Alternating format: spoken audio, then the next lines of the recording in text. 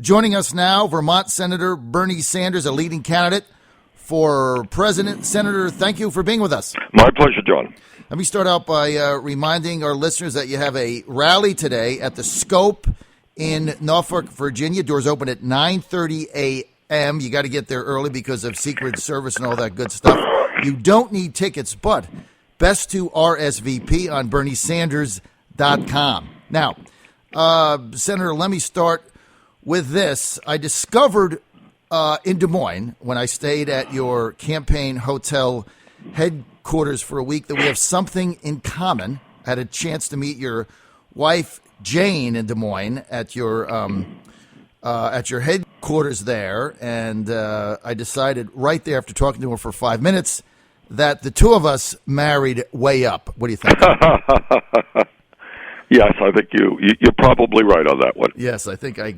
Jane has been playing a very active role in the campaign, and she's doing great. Well, she is, and I was there just before you got the Secret Service coverage, where it was a lot easier to talk to people. And the other thing I've told my audience all week since a couple weeks since I spent the day there is, when I go out to these things, normally the candidates, they come in through the back entrance. They go through the service elevator. But you guys would get done with your day of campaigning or whatever and just come right in the main door and, talk to people. I thought that was interesting. I hadn't seen that in some time. So I appreciate that. Well, the truth is, I enjoy that very much. There are a lot of great people in our country, and just saying hello to people and meeting them is a thrill. Well, I was there for a week. Sometimes you have to be with the campaign to understand what's happening. You can't really follow it from the mainstream media. And I was there at your headquarters for a week, and I told my audience that based on the enthusiasm that I saw of your followers, and it's just not, people say it's just young people. Look, I was there a week. I mean, I saw everybody cut from every cloth, age, gender, race. Absolutely. Everything. Absolutely. No, there's a huge amount of energy. There's a huge amount of enthusiasm. I mean, we're going to have many, many thousands of people out in Norfolk this afternoon.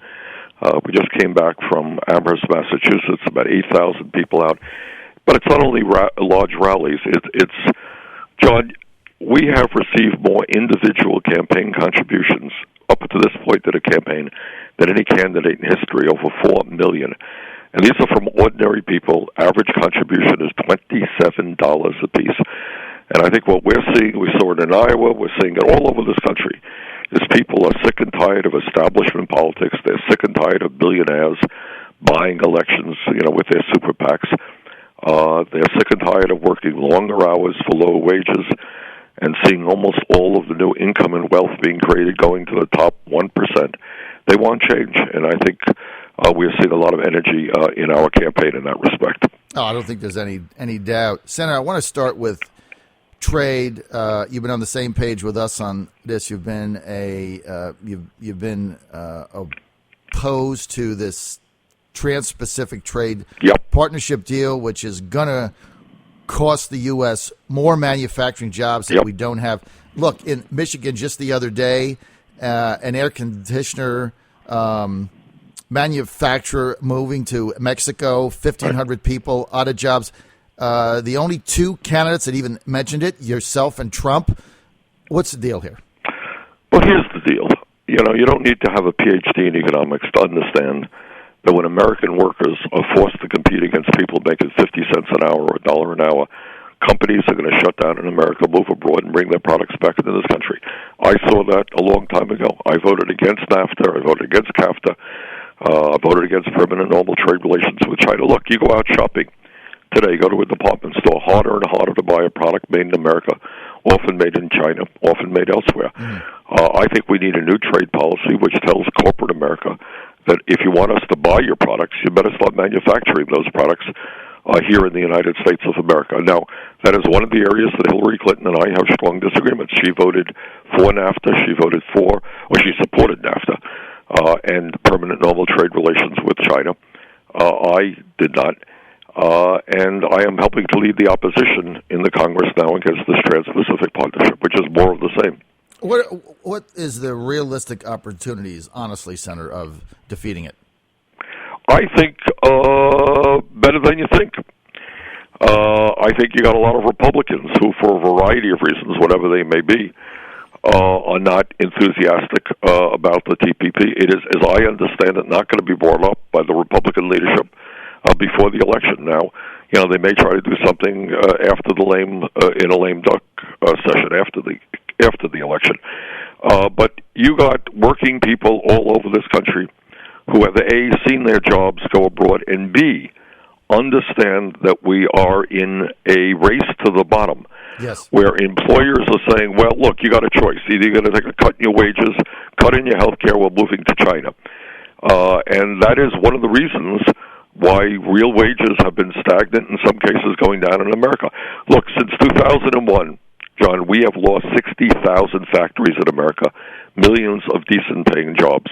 And trade is one of the reasons for that very clearly. So we need a new trade policy, and as president, that's what I'd bring about. Well, we have to do something because right now, with these trade deals, we're in the grasp of the globalist, big money Wall Street community searching the globe for cheap labor. You got it. All this thing is just they scour the globe looking for cheap labor. Right? You know what's happening? I mean, in some ways, some places in China, wages have gone up too high. You know what they're doing? Leaving China to go into Vietnam. It's unbelievable. That's what they do. Your point is exactly right. Wherever people will work the lowest, for lowest wages, no environmental protection, no ability to have a union, that's where these guys are going. So we have got to tell corporate America that they cannot deindustrialize America. You can't be a great country, in my view, if you're not producing the products that you consume. And we've got to create decent jobs in this country, not just McDonald's wage jobs. Yep, you got to get out of the we have to tell people for what it is, which is basically engaging in slave trade. That's really what this is, and it has nothing to do with anything else but that, as far as I'm concerned. I want to get Senator to, you have been talking a lot about the Glass-Steagall Act. This is one of those things that, the average person out there, they're driving to work, they're like, yeah, I kind of remember that, 1933. Can you, in layman's terms, expound on that to our audience, what Glass-Steagall means? Well, here's what's happened. As a result of the Great Depression in the 1930s, people in Congress and the American people said, all right, what do we do to prevent this from happening again? And they established legislation which essentially separated commercial banks from investor banks from large insurance companies. They said, you got to be separate. And then they started the Federal Deposit Insurance Corporation and so forth. What happened in the 1990s is Wall Street spent literally billions of dollars, that's with a B, billions of dollars fighting to deregulate. What they said is, look, there's a global economy out there, a global financial system. We can't be effective unless you allow us to become bigger. Well, against my very, very strong opposition, I helped lead the opposition to it, but unfortunately I failed. You had Democrats and Republicans, this is President Clinton, Alan Greenspan, Robert Rubin, all these guys, coming together, and they got the deregulation. Well, 8 years or so later, 10 years or so later, what you saw happen is that the economy crashed as a result of the recklessness and illegal behavior on Wall Street. Mm-hmm. So what we're saying right now is that after bailing out these guys, by the way, let me just say this, because they were too big to fail. You remember that, John? Oh, yes. They were too big to fail. It turns out the 3 out of the 4 largest banks in America today are larger than they were when we bailed them out because they were too big to fail. So what people like Elizabeth Warren and I and others are saying is that we have to reestablish those walls so that so that you have separate entities. If you want to be insurance, be in insurance. You want to be an investor bank and be, engaged in highly speculative activity, that's fine. But the taxpayers are not going to bail you out. You want to be a commercial bank, that's something different. Bring back those walls. But I'll tell you what I also believe. When you have the 6 largest financial institutions in this country today, John, that have assets equivalent to 58% of our gross domestic product, where they issue 2/3 of the credit cards and 1/3 of the mortgages, you got another problem. Right. And that is not just the risk element. Will we have to bail them out again? you have just a tremendous concentration of ownership of wealth and power. And I think we should break up those banks. Well, I think you are spot on with that, but with all the money involved and all the lobbyists and the donors and right. the money that flows in, and it goes obviously into the campaigns of those that are behind this thing, it's tough to do. But as you said, I just want to reiterate what you just said. Banks are bigger today than they were before the 3 out of the 4 bailout. largest banks are much bigger than they were before we bailed them out. And your point, though, takes us to another issue. Right. And that is the political power of Wall Street. And, I'm very proud that my campaign does not have a super PAC. As I said, our average contribution is $27. My opponent, Secretary Clinton, is raking in a lot of money from Wall Street. And I know that everybody who receives money from special interests says it doesn't influence me, never influenced me, never. But, I don't think the guys on Wall Street are dummies. And there's a reason why they make these contributions. But at the end of the day, you're seeing some conservative people, you're seeing some progressive people who do understand that when you have this kind of concentration of power and wealth, that for the future of our economy, we have to break them up so we don't have to bail them out again. And second of all, so that there's more competition in the financial marketplace. Well, you would also take power from Wall Street and give it back to Main Street, right? Exactly. I mean, that's the other issue. Yep. Okay, Senator Sanders, while you and Secretary Clinton balloted out for union backing, Republicans are fighting to pass legislation in Congress like, for instance, the Employee Rights Act and reversing the decision to blacklist companies for labor infractions. What would a President Sanders administration look like in regards to labor reforms and companies and secret ballots and things like that? Well, John, you're looking at a guy who was in the House of Representatives for 16 years and the Senate for 9 years. I have a 98% pro-union voting record. I believe that the middle class does well when unions do well. I believe that when workers are able to negotiate contracts, they're going to get better wages and they're going to get better working conditions. And by the way, this benefits not just union workers, but when wages go up for a certain segment of our society, it drives wages up for everybody. And I believe in that. I believe that what has happened over the last many years is many employers have broken the law and made it almost impossible for workers to be able to join a union. What they have said is, they have fired workers who have tried to form a union. They refused to negotiate a first contract if workers did succeed in forming a union. I think we need legislation to allow workers, guarantee workers, their constitutional right. This is called freedom of assembly. Right. Their constitutional right to form a union. And that means today if 50% of workers in a bargaining unit, plus one, sign a card that says they want to belong to a union, they should be allowed to have that union. And if employers refuse to negotiate, then there's got to be a penalty attached to that. The truth is that the middle class will grow when the trade union movement grows, and I believe in trade unions. Okay, Senator, I want to get to foreign policy, and I want to start with the Syrian situation. There's been an infatuation, an obsession, if you will, with getting rid of Assad before we can do anything else. Do you share that view? No, or I don't. Would you be comfortable, like me, with just letting that work itself out? Well, here's what we got. And, John, you've raised a very important issue. Thank you. In this sense, that we all know that today and in the past there have been horrible, horrible dictators in this world, and Assad is one of them. Gaddafi in Libya was another. Saddam Hussein in Iraq, another. And there are many of them. But what has happened too often in the past is our governments have said, look, this is a horrible dictator, we got to get rid of him, without thinking about what happens the day after you get rid of this guy. So I voted against the war in Iraq. Again, Secretary Clinton voted the other way. Because I really did appreciate, okay, Saddam Hussein is a brutal man, terrible guy. What happens the day after? What kind of political vacuum develops? And God only knows the chaos that we have seen in that country and in that region since. In terms of Assad, he is a dictator. He's a terrible person.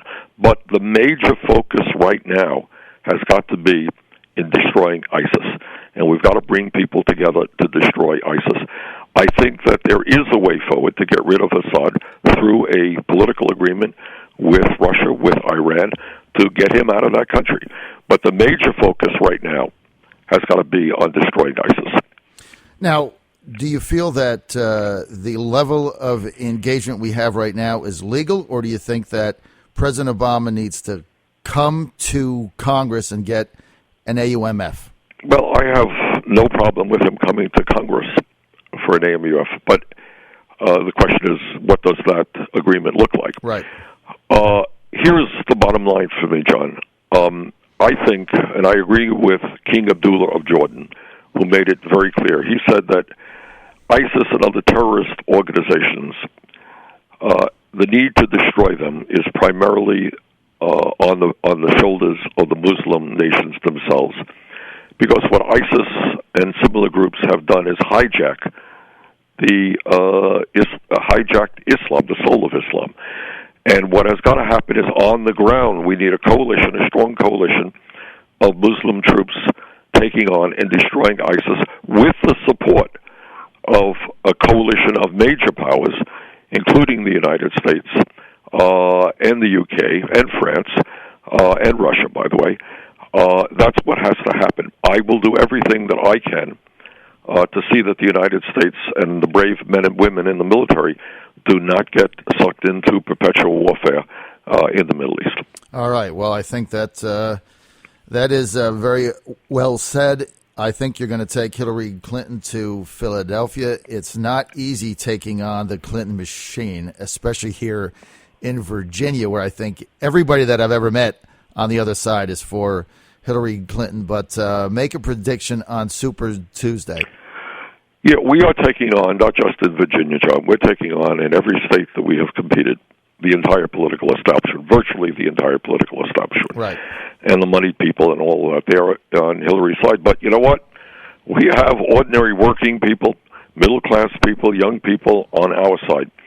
So I think, and what the polls are showing nationally and state by state, in almost every instance, is a tightening of the race. So I think we're going to surprise people on Super Tuesday. I think we're going to win a number of states. I think other states are going to be a lot closer than people have predicted. And remember, this is not a winner-take-all process. This is proportional representation. So we got a long way to go in front of us, and we're going to be fighting it out state by state by state.